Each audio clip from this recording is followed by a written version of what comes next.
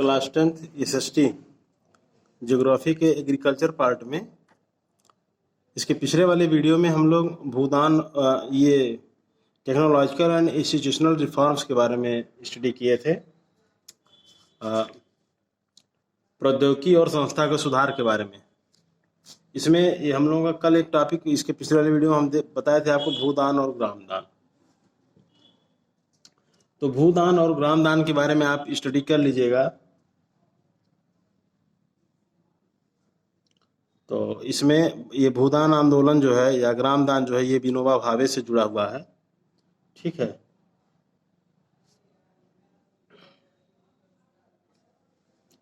विनोबा भावे से जुड़ा हुआ, इसके बारे में आप डिटेल जो है पढ़ लीजिएगा।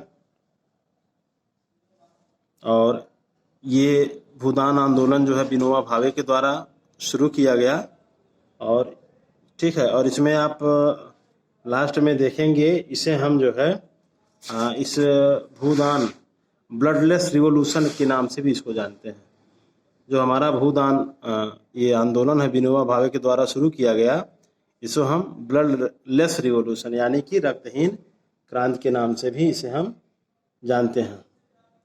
और इसको आप पढ़ लेंगे। उसके बाद हम लोग नेक्स्ट टॉपिक शुरू कर रहे हैं आज, कंट्रीब्यूशन। इसमें इतना ही पूछा जा सकता है भूदान आंदोलन किसके द्वारा इंडिया में शुरू किया गया, तो आप बताएंगे विनोबा भावे के द्वारा, आचार्य विनोबा भावे के द्वारा। फिर ये भी पूछा जा सकता है ब्लडलेस रिवॉल्यूशन किस आंदोलन को कहते हैं, तो भूदान आंदोलन को हम इंडिया में ब्लडलेस रिवॉल्यूशन के नाम से भी जानते हैं। इस टॉपिक में पढ़ते हैं contribution of agriculture to the national economy, employment and output. तो देखें, कृषि की राष्ट्रीय अर्थव्यवस्था, रोजगार और उत्पादन में योगदान। कृषि की राष्ट्रीय अर्थव्यवस्था में, रोजगार में और उत्पादन में क्या योगदान, इसके बारे में स्टडी करते हैं। तो देखेंगे आप, agriculture has been the backbone of the Indian economy. तो its share in the gross domestic product GDP has registered a declining trend from 1951 onwards. बताया जा रहा है कि कृषि भारतीय अर्थव्यवस्था की क्या है, रीढ़ की हड्डी है, backbone of the Indian economy. तीन भारतीय अर्थव्यवस्था की रीढ़ की हड्डी है। और जो GDP है, ग्रॉस डोमेस्टिक प्रोडक्ट है, सकल घरेलू उत्पाद जिसे हिंदी में कहते हैं, GDP में कृषि के योगदान का अनुपात आप देखेंगे 1951 से लगातार अब GDP में जो कृषि का योगदान है वह दरअसल 1951 से घट रहा है। लेकिन इसके बावजूद इन 2010-11 about 52% of the total workforce was employed by the farm sector, which makes more than half of the Indian population depend on agriculture for subsistence। फिर भी बताया जा रहा है कि 1951 से लगातार GDP में कृषि का योगदान घटने के बावजूद भी 2010 और 11 में लगभग 52% जनसंख्या के लिए रोजगार और आजीविका का साधन है कृषि। तो आप देखेंगे 1951 से तो GDP में कृषि का योगदान घट रहा है, इसका जो इम्पोर्टेंस है वो घट रहा है। लेकिन इसके बावजूद 2010 और 11 में देखें तो लगभग भारत के लगभग 52% लोगों को रोजगार और आजीविका के साधन कृषि क्षेत्र में ही मिला हुआ है। फिर बताया जाए the descending share of agriculture. फिर देखेंगे सेकंड पैरा में, the declining share of agriculture in the GDP is a matter of serious concern because any decline and stagnation in agriculture will lead to a decline in other spheres of the economy having wider implications for society। फिर आप देखेंगे इसमें बताया जा रहा है कि agriculture का जो डिक्लाइनिंग शेयर ऑफ एग्रीकल्चर है, एग्रीकल्चर में सकल घरेलू उत्पाद का घटता अंश क्या है, घटता अंश जो है ये सीरियस मैटर है, ये गंभीर मैटर ऑफ सीरियस कंसर्न, ये गंभीर चिंता का विषय है। बिकॉज क्योंकि एनी डिक्लाइन किसी भी प्रकार की गिरावट और प्रगतिरोध अर्थव्यवस्था के अन्य क्षेत्रों में गिरावट लाएंगे। क्योंकि GDP में किसी भी प्रकार की जो गिरावट होगी वह अर्थव्यवस्था के, हमारे देश की अर्थव्यवस्था के अदर सेक्टर जो हैं, चाहे वह ये एग्रीकल्चर प्राइमरी सेक्टर हो गया, अब चाहे सेकेंडरी हो या टर्शियरी या टेरिटरी सेक्टर हो, द्वितीय या तृतीय क्षेत्र हो, उसमें भी इसके कारण गिरावट आएगी। और ठीक है ना, और जिसका जो है हमारी अर्थव्यवस्था पर काफ़ी नुकसान पड़ेगा। जैसे अगर प्राइमरी सेक्टर का जीडीपी में, प्राइमरी सेक्टर मतलब एग्रीकल्चर का जीडीपी में योगदान कम होता जा रहा है, तो निश्चित रूप से अर्थव्यवस्था के अन्य क्षेत्रों में भी इसका प्रभाव पड़ेगा। ठीक है, और जिसका काफ़ी नुकसान है हमारे अर्थव्यवस्था के लिए।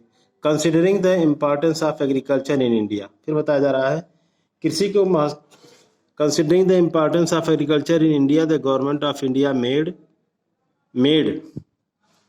आप देखेंगे made concerted efforts to modernise agriculture.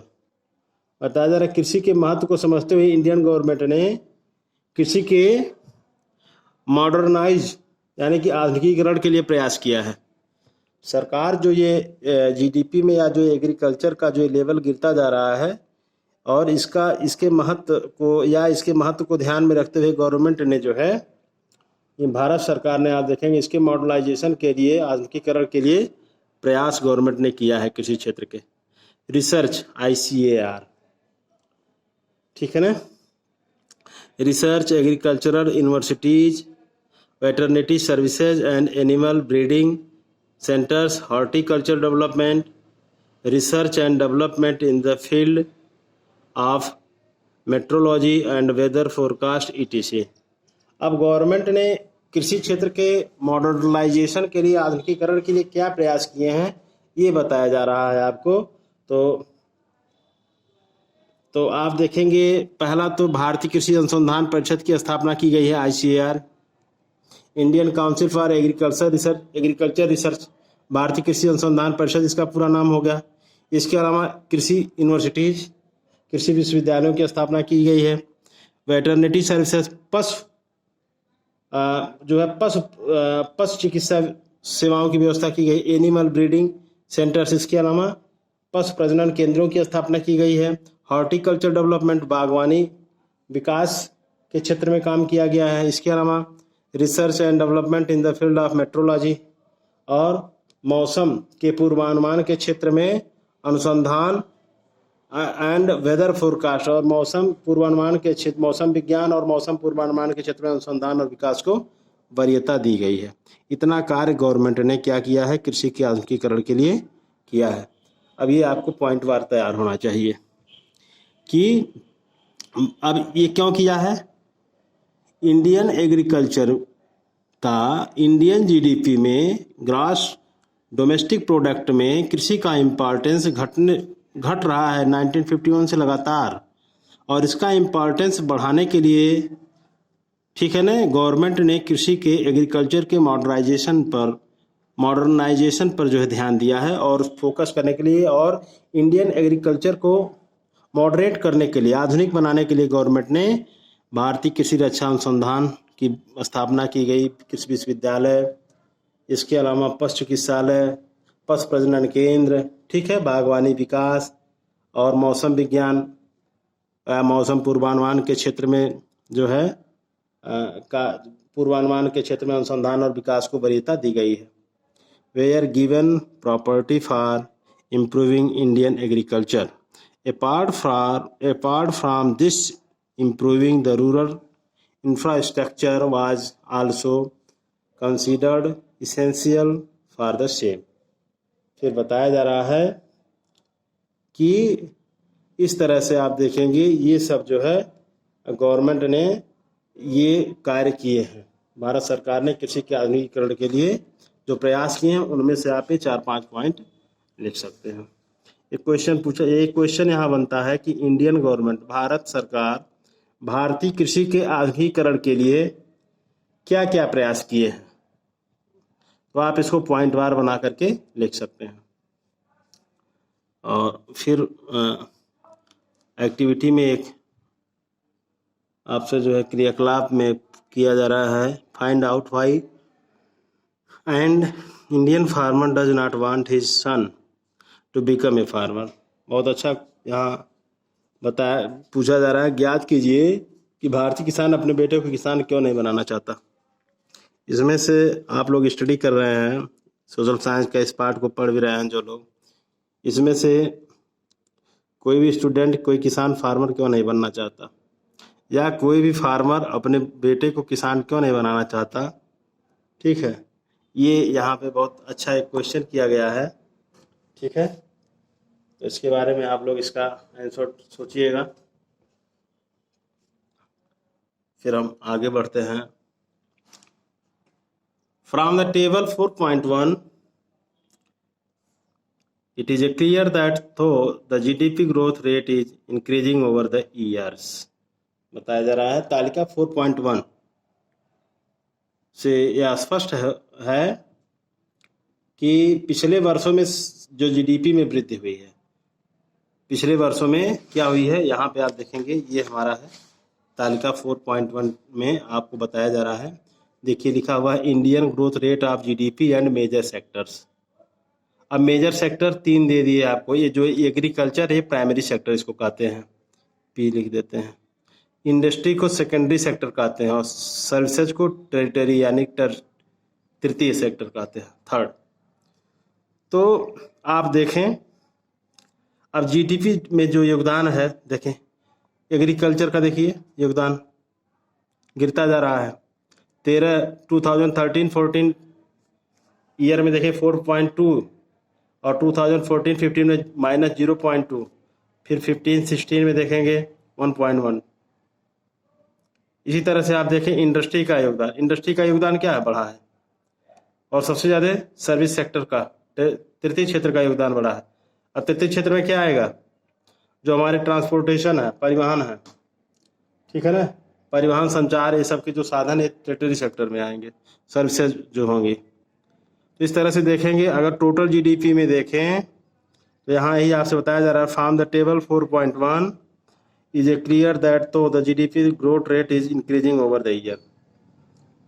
तो तालिका 4.1 में क्लियर होता है पिछले वर्षों में सकल घरेलू उत्पाद में तो टोटल में तो वृद्धि हुई है, 6.6 था, जहाँ 13-14 में, वही 14-15 में देखें 7.2 हो गया, 15-16 में 7.6 हो गया। लेकिन इसकी कुछ रीजन है, इसमें अंतर है, सभी का नहीं बढ़ा है। एग्रीकल्चर का सबसे ये जो है माइनस में रहा है, ऋणात्मक रहा है। देखें it is not generating sufficient employment. अब यहाँ पे देखें it is not generating sufficient employment opportunities in the country. फिर बताया जा रहा है परंतु इससे देश में पर्याप्त मात्रा में रोजगार के अवसर उपलब्ध नहीं हुए, सबको रोजगार नहीं मिला है।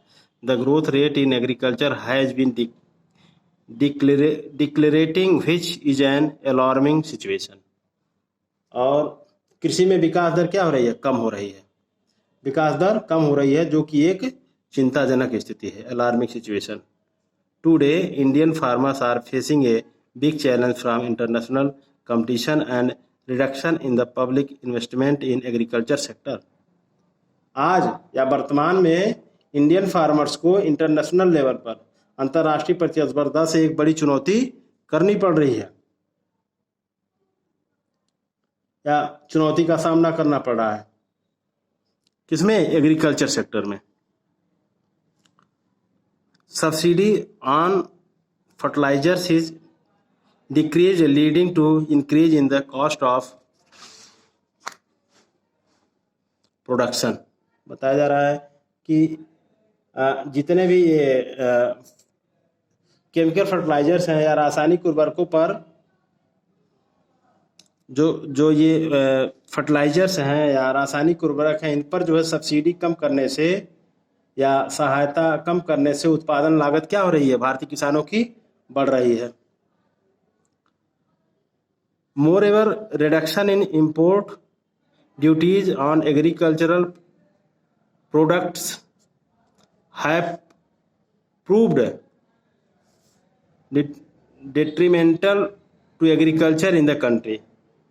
फिर बताया जा रहा है कि इसके अतिरिक्त जो कृषि उत्पाद हैं, जो एग्रीकल्चरल प्रोडक्ट्स हैं, उन पर जो है इंपोर्ट ड्यूटीज यानी कि आयात शुल्क जो है या आयात कर है, वह घटाने से भी देश में कृषि पर हानिकारक प्रभाव पड़ रहा है। जो आयात शुल्क उसको घटाने से भी हमारे देश की कृषि पर इसके विपरीत प्रभाव पड़ रहा है। Farmers are withdrawing their investment from agriculture, causing a downfall in the employment in agriculture. किसान कृषि में पूंजी निवेश कम कर रहे हैं। क्या लिखा है? Farmers are withdrawing their investment from agriculture, causing a downfall in the employment in agriculture.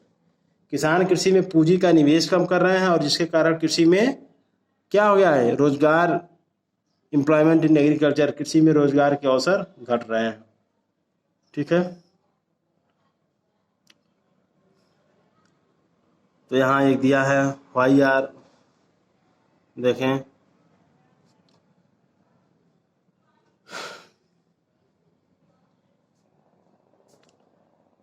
Y are farmers committing suicides in several states of the country. पूछा जा रहा है कि भारत के अनेक राज्यों में किसान आत्महत्याएं, सुसाइड क्यों कर रहे हैं, ये पूछा जा रहा है। ये हमारा हो गया। अब इसके बाद हमारा नेक्स्ट टॉपिक होगा फूड सिक्योरिटी। ठीक है ना, हम फूड सिक्योरिटी के बारे में, खाद्य सुरक्षा के बारे में पढ़ेंगे और इतना आप जो है प्रिपेयर करेंगे परीक्षा की दृष्टि से। विशेष रूप से जो हमने बताया है, भारतीय इंडियन गवर्नमेंट जो है इंडियन एग्रीकल्चर के मॉडर्नाइजेशन के लिए, भारतीय कृषि के आधुनिकीकरण के लिए कौन कौन से प्रयास किए हैं, और 4-5 पॉइंट हैं, उनको आप क्लियर कर लीजिएगा। और इसके अलावा भारतीय किसानों के समक्ष क्या समस्याएं हैं, तो समस्याएं जो प्रॉब्लम्स हैं जो फेस कर रहे हैं हमारे कंट्री के फार्मर, तो उसको भी बताया गया है। फर्टिलाइजर्स की सब्सिडी कम कर दी गई है। इसके अलावा जो इंपोर्ट ड्यूटीज है उसको घटा दिया गया है। ठीक है, उसको भी घटा दिया गया है। और किसान जो है पूंजी निवेश विड्रॉ, जो फार्मर्स है वे विड्रा नहीं कर रहे हैं, इन्वेस्टमेंट एग्रीकल्चर सेक्टर में विड्रा ज़्यादा नहीं कर रहे हैं।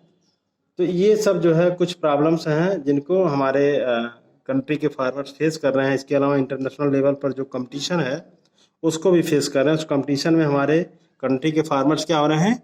पिछड़ते जा रहे हैं। ये सभी इंडियन फार्मर्स के सामने जो है ये प्रॉब्लम्स हैं जो लोग फेस कर रहे हैं। और इसके साथ इसमें 2 चीज़ें आपसे पूछा जा सकता है कि इंडियन गवर्नमेंट इंडियन एग्रीकल्चर के मॉडर्नाइजेशन के लिए क्या कदम उठाए हैं, इसको आप बताएंगे। और इंडियन फार्मर्स के सामने क्या प्रॉब्लम्स हैं, क्या समस्याएं हैं, ये क्वेश्चन। फिर हम लोग नेक्स्ट वीडियो में फूड सिक्योरिटी पढ़ेंगे।